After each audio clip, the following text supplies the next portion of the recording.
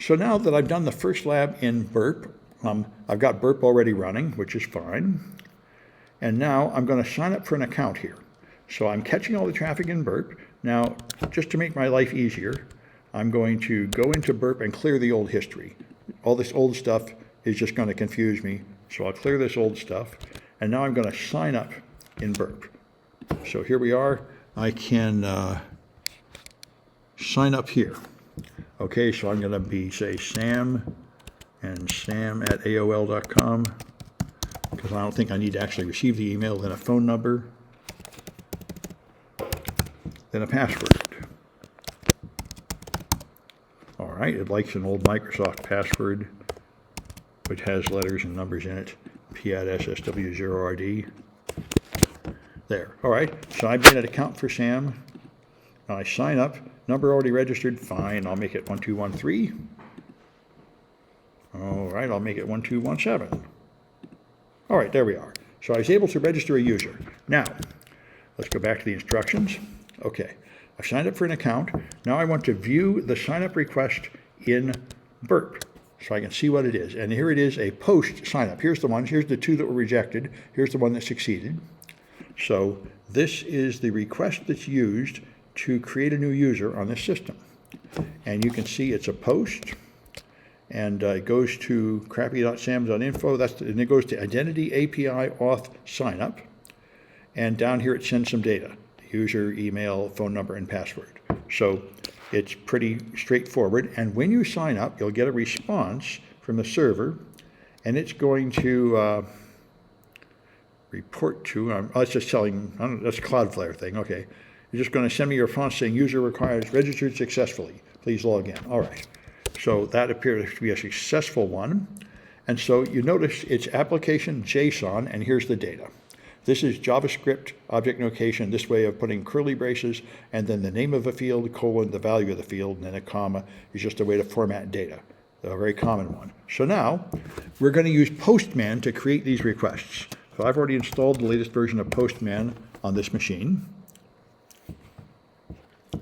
And it's a little confusing to use Postman. Postman is like Burp, but it creates API calls instead of monitoring network traffic. So I start up Postman, and I want to click the plus sign to open a new tab. Let's see if I can figure out how to do it. Maybe it's here. Create a new collection. Workspaces. Oh, here's tabs. Okay, good. So I'm going to nuke some of these old tabs. There we are. There we are. Now I hit plus up here to create the new tab. Okay, there. And in the new tab, it invites me to create a request. So I can create a request using these specifications. It's going to be a post. It's going to go to this URL. All right, let's do this in stages. All right, so it's post.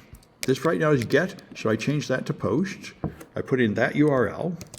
Okay, that's going to send it to the sign up location. Now, I'm going to click the body tab.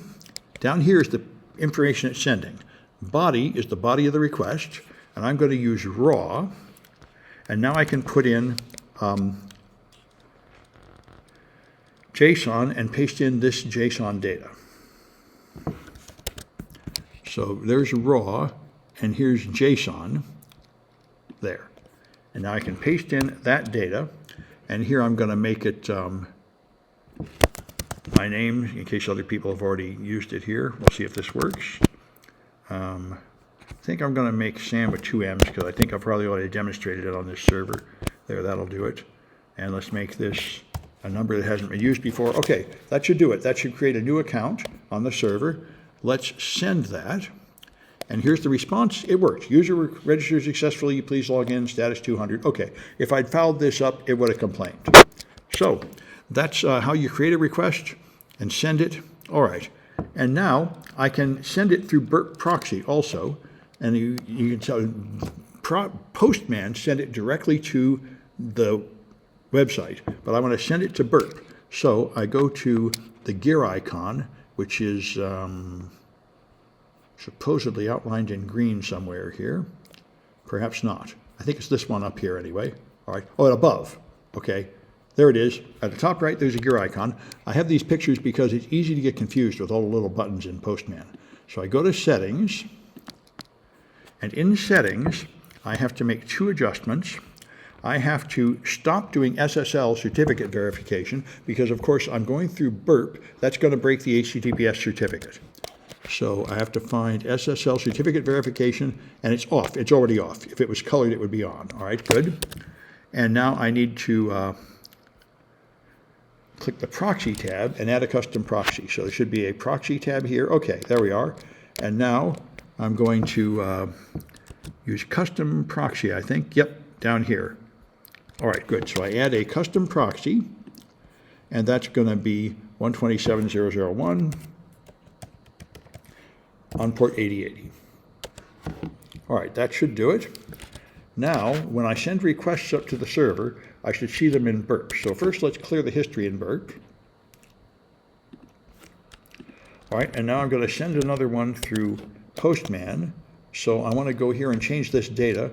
I'm going to be Sam with another M, I guess, and another M, and a different number here. There. Now, hopefully, it won't complain that this person already exists. Now, I send this, and I get a reply saying it was successful, so that's good. And now, if I look in Burp, I'll see the request. So here's the request and the response in Burp. So I've now got both tools running. I can create API requests, and I can examine and modify them in both Postman and Burp. And so there's a flag defined here to show that you got that. And now, what I've done now is make a request to create an account, but I haven't logged in. And this is real important to learn how to do this, how to get the token. So I'm going to make a, on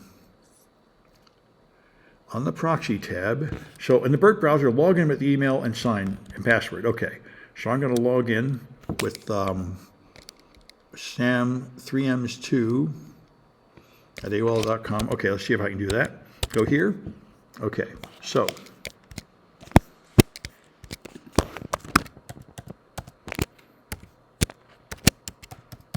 see if I got that right. I made it. I'm logged in, recognized as Sam2, and I can now add vehicles here because the whole point of this is some kind of social network about cars. Okay, so since I've logged in, if I go to Burp, I will see a post to a login. There, post identity API login. This is the post to the login, and the request sent my name and password up, and the response sent a token. This blob of base64 encoded stuff is your token. It's like your ID card. That's your session token that proves that you've logged in. And what I want to do is move that token into Postman so I can make authenticated requests from Postman. So find the get for identity API vehicles. Let's see. Vehicles. Okay, here. And the request tab. So after I got that token, it was saved in my browser as a cookie. And now when I make future requests, I include that token. This is called a Bearer token. This blob of base64 encoded stuff. So I can highlight it and copy it, and we can learn how JSON web tokens work. These are the most common kind of authentication token you'll see, a bearer token. So we can make a collection in Postman and put the token in there for starters. So I'll make a new collection. All right. So I go to Postman, and that's what these things are.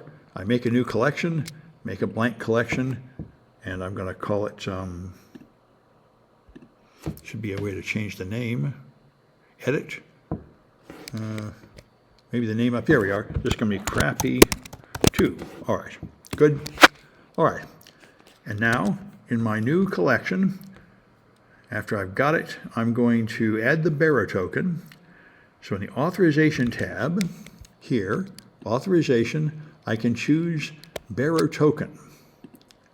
And now I can paste in that token, that long blob of junk. And so now it knows that these requests I make here are supposed to have that token, so it'll be authenticated. I can make requests to the server, and it will know who I am. All right. So now I'm going to post to the community in the browser, new post, and add a post of any type. So we get to see how that looks. So add a post. Where is it? At the top, click community, then new post. Oh, community. new post. Okay, so this is test, post, testing. Okay, that'll do. I add a new post, and the post is created. Okay, now I examine that request. It is going to be here in Burp. Get community API posts recent. I think that's the one I want. Yeah, that's a get request. Okay. And you see it in the request included my bearer token. So it knew who I was. It wouldn't have let me put a post up if I didn't know who I was. All right. So now I want to send this request from Postman.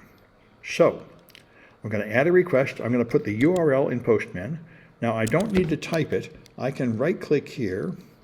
I can even do it down here. There's the URL I want. I can right click and copy URL. Now I can go to Postman. Now this is a get.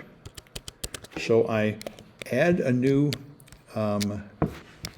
request here. Here, add a request. That should do it. There we are. It's a get to this URL. There we are. That's going to be community post recent. Okay. And I think I don't need to do anything else. I can just send it, and I should get a response showing that post, because the authentication should already be there. So if I send that, I get a reply, error unauthorized. Well, that's rude. And I think I remember why. I think I have to save something after putting the token in. This is one thing about Burp. When you put in stuff, you have to save it, and it's not obvious. After this, yes, I forgot. I had to click the floppy disk icon to save it. It didn't put my bearer token in. This is one thing that's gotten me many times in Postman. So if I go to the authorization tab again, if I can find it,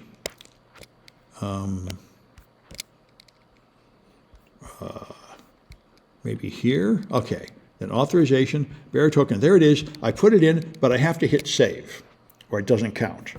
Okay, now it's saved. Now I can go to the request, and I can send the request, and now I'm authorized. Now I get a good answer showing my test post. So that's what you got to do, and that mistake is very easy to make. All right, that's why I say it takes a while. So now I posted, and I can now do it from inside Postman. And as we'll see in later projects, I may not demonstrate them in this class, you can automate a test and run a whole bunch of tests in Postman. That's why it's worth putting in Postman. It's remembering everything, and you can scan APIs to find various vulnerabilities. So let me stop this recording.